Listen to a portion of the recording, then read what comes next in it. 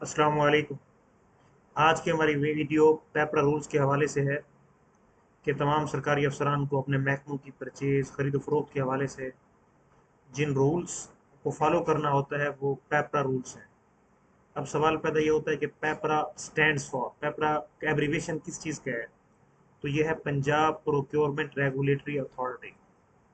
तो ये 2009 के अंदर रूल्स बने थे। सबसे पहले फेडरल गवर्नमेंट के अंदर 2004 में ये रूल्स आए, जिसको हुकूमत पंजाब ने 2009 में अडॉप्ट किया। तो उसके बाद ये वक्त के साथ साथ अमेंडमेंट होती रही हैं। तो अब जो लेटेस्ट रूल्स हैं आज हम उनको डिस्कस करेंगे अपने इस वीडियो के अंदर। तो इसके अंदर हम देख सकते हैं कि बेसिकली ये प्रोक्योरमेंट है क्या चीज़। देखें, जैसे एक परचेज है, परचेज का मानी ये होता है कि एक्विजिशन ऑफ गुड्स, कि हम चीज़ों को ले रहे हैं। लेकिन प्रोक्योरमेंट एक पूरा साइकिल है, एक पूरा प्रोसेस है, जिसके अंदर हम नीड्स को आइडेंटिफाई करते हैं। उसके बाद कोई परचेज का प्लान सेलेक्ट करते हैं, उसके बाद किसी वेंडर से सप्लायर से एग्रीमेंट करते हैं, और फाइनली वो चीज़ें हासिल करते हैं। तो ये जो पूरा प्रोसेस है, इसको प्रोक्योरमेंट कहेंगे। यानी परचेज जस्ट सिंगल स्टेप है, जबकि प्रोक्योरमेंट एक कंप्लीट साइकिल है। अब उसके बाद जो इसमें एक अहम चीज़ है वो ये है कि हमने लोवेस्ट बिड को फॉलो करना है, कि जिस कॉन्ट्रैक्टर का रेट सबसे कम होगा हम उससे चीज़ परचेज करेंगे। तो ये पेपरा के अंदर एक बेसिक क्राइटेरिया है। साथ ये भी है कि क्वालिटी पे भी कम्प्रोमाइज़ ना हो, यानी बेस्ट क्वालिटी को हमने लोवेस्ट परचेज पे लेना होता है। तो इसके अंदर जो बेसिक मेजर कॉन्सेप्ट्स हैं वो हम देख सकते हैं कि प्रोक्योरमेंट के अंदर एक चीज़ ये है कि आप चीज़ें हासिल कर रहे हैं जिसे गुड्स एंड सप्लाईज कहते हैं। इसके अलावा सर्विसेज, जैसे कंसल्टेंसी सर्विसेज है, आप वो भी ले सकते हैं। इसके साथ वर्क्स, जो सिविल वर्क होता है, वो भी उसके ऊपर भी प्रोक्योरमेंट रूल्स लागू होते हैं। और प्रोक्योरमेंट प्लानिंग कब करनी होती है? अब जो माली साल शुरू होता है उसका पहले महीने के अंदर, यानी जुलाई के अंदर हमने जाके क्या करनी होती है? प्रोक्योरमेंट प्लानिंग करनी होती है। बजट पहले बन जाता है जुलाई से, यानी मई जून के अंदर गवर्नमेंट अप्रूव कर देती है। उसके बाद महकमों के पास जो बजट की अप्रूव्ड कॉपी आती है, तो जुलाई का जो पहला महीना है उसके अंदर हर डिपार्टमेंट ने अपना प्रोक्योरमेंट प्लान बनाना होता है कि इस साल के अंदर वो क्या क्या चीज़ें परचेज करेंगे। तो ये जो लोग सीनियर एडिटर की जॉब्स आती हैं एफपीएससी के थ्रू, उसके अंदर भी पेपरा रूल्स का एक पूरा एक पोर्शन होता है। तो उनके लिए भी ये क्वेश्चन इंतहाई इंपॉर्टेंट हैं, वो भी इसको नोट कर सकते हैं। तो उसके साथ एक अहम पॉइंट है कि limitation on splitting of procurement, कि आपने प्रोक्योरमेंट के अंदर स्प्लिटिंग नहीं करनी, यानी आपने चीज़ लेनी थी 10 लाख की। अब चूंकि 10 लाख के ऊपर टेंडरिंग लागू होती है, तो उससे बचने के लिए आप ये कर लें कि जी 2-2 लाख के 5 स्पेल बना लें। इस तरह नहीं करना, बल्कि जितनी पूरे साल की प्लानिंग है, प्रोक्योरमेंट है, उसको आपने उसकी प्रॉपर प्लानिंग करनी है और उसके एक साथ टेंडर करने हैं। तो ये चार्ट सबसे इंपॉर्टेंट है, जो हर गवर्नमेंट ऑफिसर को पता होना चाहिए अपने महकमे के हवाले से, कि जो 75,000 से कम की परचेज है इसको हम पैटी परचेज कहते हैं। और इसके लिए यह है कि आपने सिंगल कॉन्ट्रैक्टर से जस्ट रब्ता करना है और उसने उससे आपने क्या करनी है, चीज़ों की परचेज कर लेनी है। लेकिन जैसे ही अमाउंट 75,000 से बढ़ेगी और 2 लाख तक, उसको हम कहते हैं कोटेशन वर्क, यानी 3 कॉन्ट्रैक्टर से आपने रब्ता करना होता है, जिसकी प्राइस कम हो तो उससे आपने लेना होता है।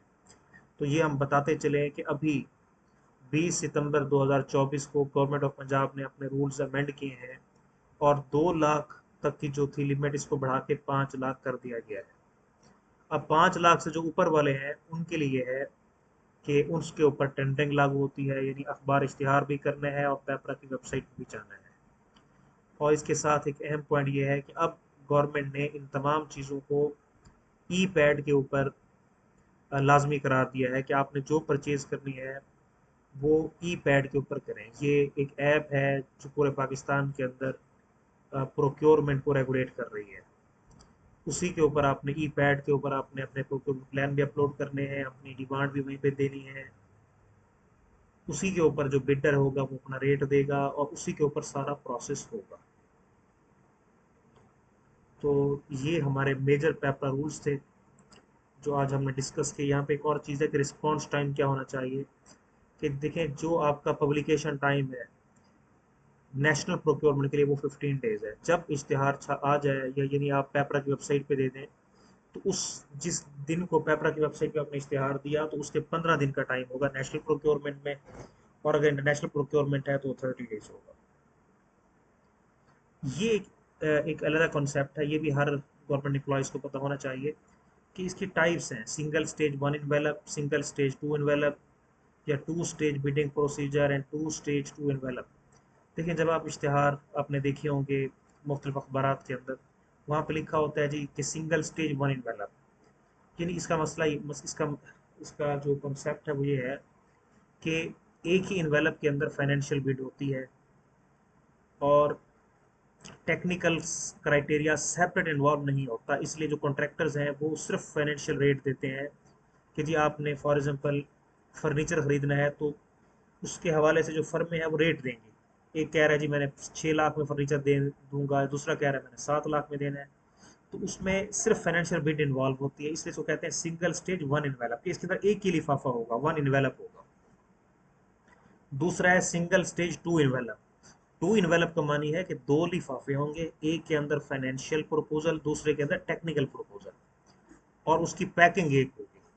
यानी एक स्टेज के ऊपर आपने एक इन्वेलप नहीं लेना बल्कि टू इन्वेलप लेना है। एक में स्पेसिफिकेशंस होंगी, टेक्निकल चीज़ें होंगी कि जी लाइक आप लैपटॉप्स ले रहे हैं तो उसके अंदर प्रोसेसर कैसा होगा, उसकी रैम कैस कितनी होगी, हार्ड डिस्क कैसी होगी। तो जो स्पेसिफिकेशंस या टेक्निकल जो प्रपोजल है वो सेपरेट होगी, फाइनेंशियल प्रपोजल सेपरेट होगी, दोनों लिफाफे अलहदा होंगे और उसको एक मेजर यानी पैकिंग के अंदर वो आपको जमा कराएंगे।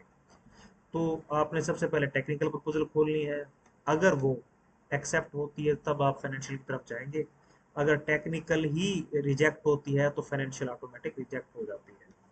तो आज की हमारी वीडियो देखने का बहुत शुक्रिया। अभी तक जिन लोगों ने हमारे यूट्यूब चैनल सब्सक्राइब नहीं किया तो वो इस चैनल को सब्सक्राइब भी कर लें ताकि हमारी आने वाली इंफॉर्मेटिव वीडियोज़ उन तक पहुंचती रहें। थैंक्स।